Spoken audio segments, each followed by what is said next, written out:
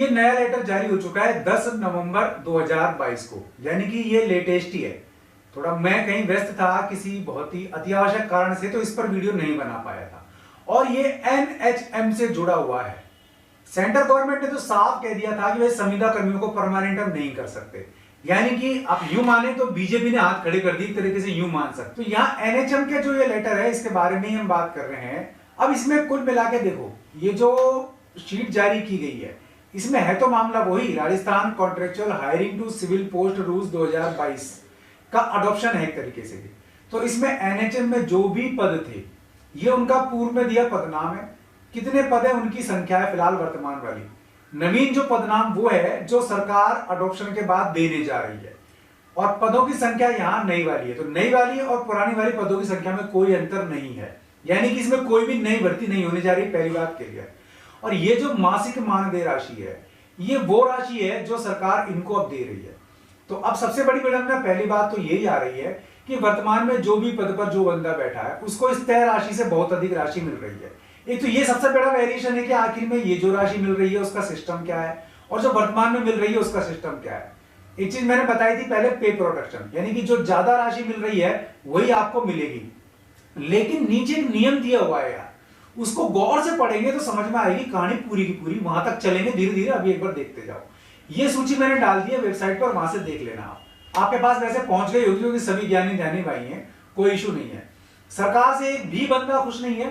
सरकार को सारे के सारे इस अडॉप्शन लेटर को या इस जो ग्रेड को, मासिक मानदेय राशि को रिवाइज करने की बात कह रहे हैं, जो कि बिल्कुल सही है, क्योंकि इतनी बड़ी धोखाधड़ी सरकार को नहीं करनी चाहिए।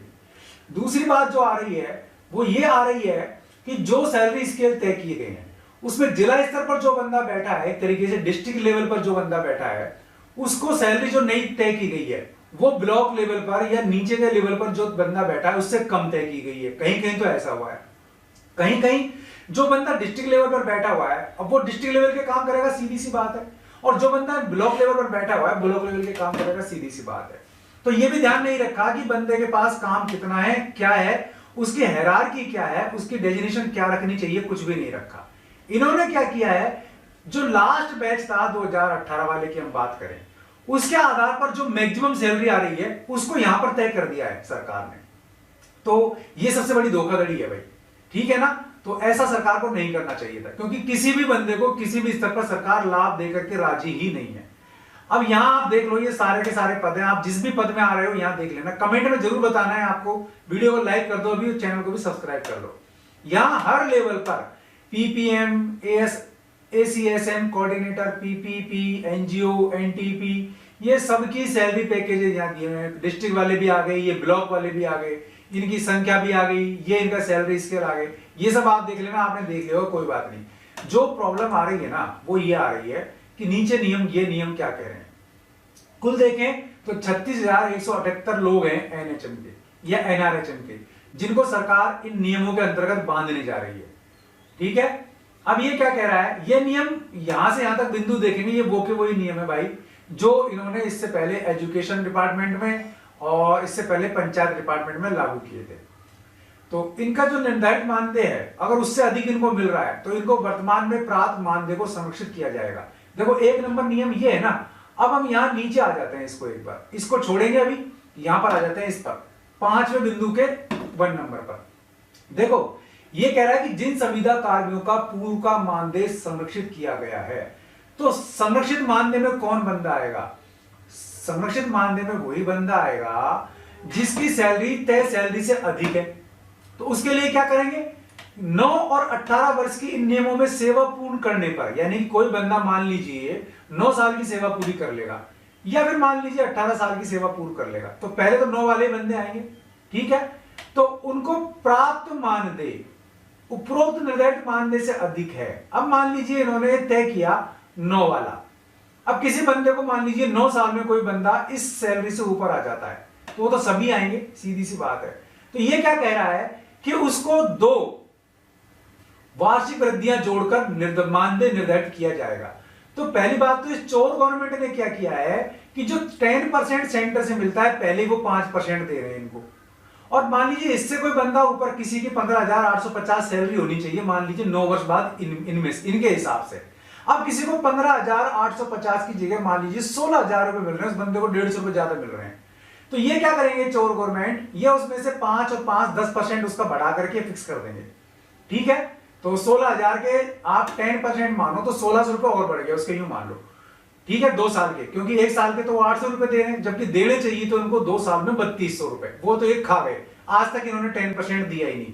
ऐसे ऐसे अफसर यहां देखने को मिले जिन्होंने संविदा कर्मियों का नुकसान ही किया, फायदा किया ही नहीं। जो पहले 10% वेतन वृद्धि आती थी उसको 5% और कर दिया, जबकि सरकार का सारा काम, टोटल कर्मचारियों का 52% से ऊपर संविदा कर्मी है, और आने वाले 3 से 4 साल में रेगुलर कर्मचारी इसके पद खत्म कर रही है सरकार, क्योंकि सरकारों के पास पैसा देने को नहीं है, ना वेतन देने को है, ना इनके पेंशन देने को है। तो काम तो सारा यही संभालेंगे। इसलिए सरकार परमानेंट करने की बात तो कह रही है, लेकिन कर नहीं रही है। उल्टा नुकसान कर दिया, छुट्टियों का नुकसान कर दिया सरकार ने। अब ये समझ में आएगी गणित, 9 साल वाली क्या स्थिति है।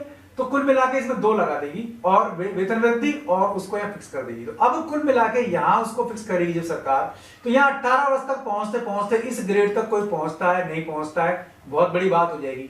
ये उस बैच के लिए आ रही है जो लास्ट बैच है। जो पहले वाले बैच है 2011 के, उससे पहले वाले, वो तो करीब करीब इससे भी अधिक पहुंच चुके हैं, है ना। और जो इस कैडर पर है वो इस कैडर से भी हाई है, और जो यहां पर है वो इससे भी हाई है। तो कुल मिला के जो सैलरी मिल रही है ना आपको, वही मिलती रहेगी, बल्कि उल्टा आपको छुट्टियों का नुकसान कर दिया और नियमों में बांध करके आपका ये सारा का सारा सरकार ने नुकसान कर दिया। और ऊपर से सरकार श्रेय और लेना चाह रही है कि देखो हमने कितना बढ़िया काम किया है। तो ऐसा कुछ सरकार ने नहीं किया, तो सरकार को ये चीज रिवाइज करनी चाहिए। ठीक है, अब यहां इसमें एक चीज और दी गई है कि समय समय पर कार्मिक वित्त विभाग द्वारा जारी यथा संशोधित दिशा निर्देश नियम प्रभावित होंगे। तो इसमें जो भी नवाचार होगा वो इसमें प्रभावित होता जाएगा। ये शासन सचिव चिकित्सा स्वास्थ्य विभाग परिवार कल्याण विभाग के डॉक्टर पृथ्वी सिंह इनकी ओर से जारी एक तरीके से अडॉप्शन लेटर है। अब यहां इन्होंने क्या और किया है कि जो आपका 5 साल का या 10 साल का एक्सपीरियंस था उसको खत्म कर दिया है, कि यानी कि अब जब से आप अडॉप्शन किए जाएगा आपको, तब से आप पर ये लागू होगा। तो भाई इनसे कोई पूछे कि अगर मान लीजिए आपकी सारी जो प्रमोशन होता है या आपको सरकार जो भी नई परिलाभ देती है, पुराने आपके सारे के सारे एक्सपीरियंस को खत्म करके देती है, तो आपको कैसा लगता है। ठीक है, इस बारे में किसी ने नहीं सोचा, क्योंकि भाई वो लोग बैठे हैं ऐसी पोस्ट पर जहां उनके हाथ में पावर है, और पावर की स्थिति ऐसी कर दी है, ऐसा मिसयूज किया है यहां पर संविदा कर्मियों के लिए, बहुत ही बुरा।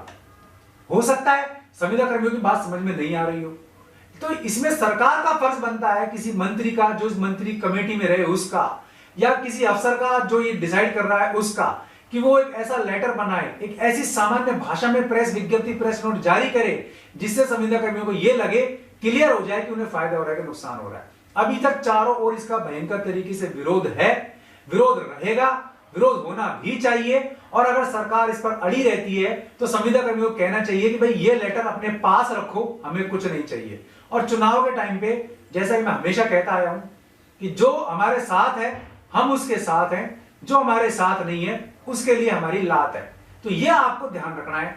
और आगे फिर कुछ लोगों ने कहा मुझे कि भाई आप तो फला पार्टी के एजेंट हो। भाई मैं बिल्कुल एजेंट हूं, लेकिन केवल और केवल मेरे बेरोजगार भाई बहनों का, मेरे संविदा कर्मी भाई बहनों का। इसके अलावा कोई आदमी किसी तरीके की सोच रखता है तो बहुत घटिया सोच रखता है। कुल मिलाकर संविदा कर्मी भाई बहनों का, बेरोजगार भाई बहनों का फायदा होना बहुत जरूरी है, क्योंकि सारा काम सरकार का वो कर रहे हैं, पूरी ईमानदारी से कर रहे हैं। ऊपर से एक बहुत घटिया जिंदगी जीने पर मजबूर है सरकार की जिद के कारण। ये नियम किसी भी तरीके से काम के कायदे के नहीं है, और इसको लेकर के आंदोलन अभी चल रहा है, पूरी रणनीति बन रही है, और जो भी अपडेट आएगा मैं आपको बताऊंगा। ये लेटर था, आप पढ़ लेना। इसमें ज्यादा बड़ा बनाएंगे तो कुछ भी चीज समझ में नहीं आनी, क्योंकि ये चीज समझ में किसी के नहीं आई। बस ये समझ में आ रहा है कि सरकार इतनी सैलरी पर आपको फिक्स कर रही है। अब इन्होंने ये जो शीट जारी की है यहाँ पर 9, 18, 27 वाली, अब यहां मान लो जिस बंदे को 8,850 मानदेय जिसका निर्धारित था, है ना, उसको 9 साल बाद मिलेंगे 15,850 और 18 साल बाद मिलेंगे 27,700। तो अब आप ये बताओ कि जिस बंदे की सैलरी रिटायरमेंट के आसपास 27,700 रहेगी, सरकारी कर सेवा में वो भी, है ना, तो एक तो सरकार पे ही कलंक है जो इतनी कम सैलरी दे रही है।